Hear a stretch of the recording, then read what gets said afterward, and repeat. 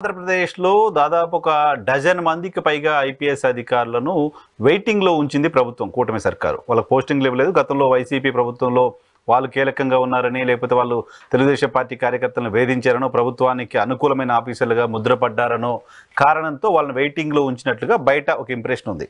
So వాళ్ళందరినీ వెయిటింగ్లో ఉన్న సందర్భంలో ప్రతిరోజు ఉదయం 9 గంటల నుంచి సాయంత్రం 5 గంటల వరకు డీజీపీ ఆఫీస్కి వచ్చి కూర్చొని వెళ్లాల్సిందే అనే ఒక డైరెక్షన్ని డీజీపీ ఇచ్చారు. దీన్ని ఎలా చూస్తారు? దీనిపైన మీ కమెంట్ ఏంటి?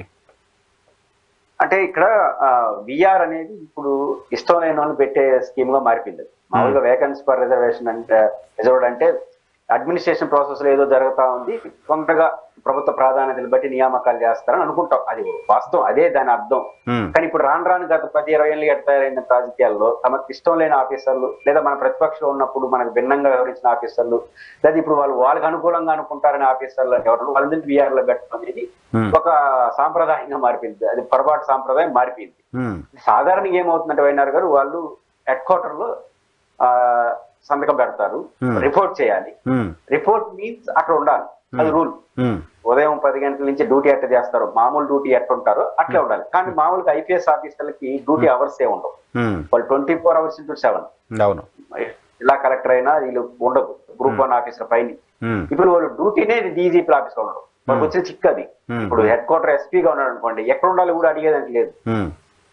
ఇప్పుడు ఈ డ్యూటీ ఏంటంటే హెడ్ క్వార్టర్ లో ఉండడం, అక్కడ చిక్కు వచ్చింది. మామూలుగా అయితే వాళ్ళు కండిషన్స్ ఏమి లేవు, ఐఏఎస్ ఐపీఎస్ గ్రూప్ 1 ఆఫీసర్.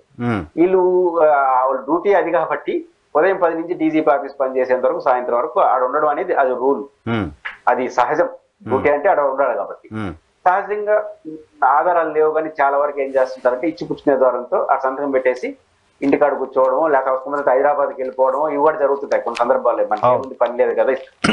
ప్రభుత్వాలు కూడా ఏంటంటే అట్ట మనం డ్యూటీ లేదు కాబట్టి ఇచ్చినప్పుడు చూద్దాంలే అని కూడా వెయిట్ చేసిన రోజులు మనం చూసాం. ఇది అనధికారికం, అధికారికం కాదు.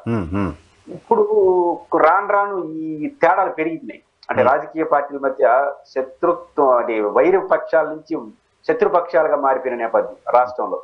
అంటే మామూలుగా రాజకీయాల్లో వైరు పక్షాలు, కానీ శత్రుపక్షాలుగా మారిపోయినాయి. ఒకరంటే ఒకరు గెట్టిన వాతావరణం వల్ల అధికారుల్లో కూడా మీవాడు మావాడు అనే ముద్రలు కొంతమంది వేసుకోవడం వల్ల, వాళ్ళు వేసారా ఇది వేయించుకోవడం వల్ల సహజంగా ఏమవుతుంది, వాడు ఆయన రాడు, వెంటనే ఇక్కడ ఉన్న ఊరు ఒకరు ఫోన్ చేస్తారు, పై ఫోన్ చేసి ఈయన రావట్లేదు చూసుకోండి అని. అప్పటికి వినకపోతే ఇప్పుడు మీడియా అట్ట తయారైంది. అంటే మీడియా ఛానల్ కూర్చొని ఇది మాట్లాడకూడదు, కానీ మీడియా వాళ్ళు ఎక్కువ రాస్తున్నారు. ఇప్పుడు మాకు ఇక్కడ టీటీడీలో కానీ తిరుపతిలో ఆఫీసర్లు చూస్తే ఇంకా ఆయనతో మాట్లాడుతున్నాడు, ఆయన ఇంకా ఇంకెవరితో మాట్లాడాలి కాదు. అసలు ఏంటి కక్ష సాధింపు ఎప్పుడు మొదలు పెడతారు? ఎక్కడుంది రెడ్ బుక్, తొందరగా ఓపెన్ చేయండి, ఏం మొదలు పెట్టట్లేదు ఇంకా అనే ఆ ఫ్రస్ట్రేషన్ తెలుగుదేశం పార్టీ మీడియాలో ఎక్కువ కనపడుతుంది.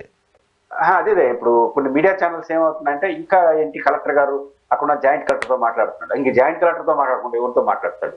ఇప్పుడు ఆ జాయింట్ కలెక్టర్ మాట ఎన్ని రోజులు మాట్లాడతాడంటే జాయింట్ కలెక్టర్ తో, ఆ జాయింట్ కలెక్టర్ మార్చే అధికారం కలెక్టర్కి లేదు, ప్రభుత్వం మార్చుకోవాలి.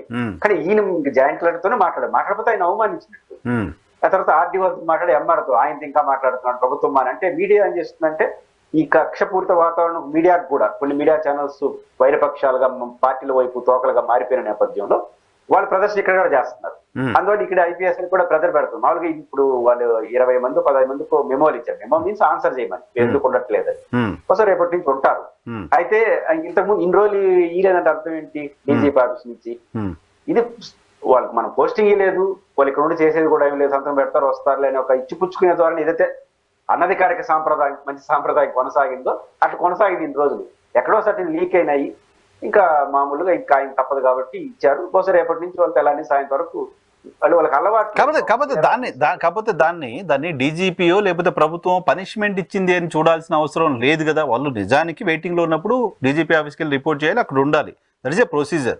వాళ్ళు గతంలో 10 ఏళ్ళ నుంచి ఫాలో అవుతున్నారు, లేదంటే ఫాలో అవ్వకపోవచ్చు, కానీ దట్ ఈస్ ఏ ప్రొసీజర్ కదా. అది ఫాలో అవ్వండి అని అడగడం కక్ష సాధింపు ఎట్లా అవుతుంది? కాదు కదా.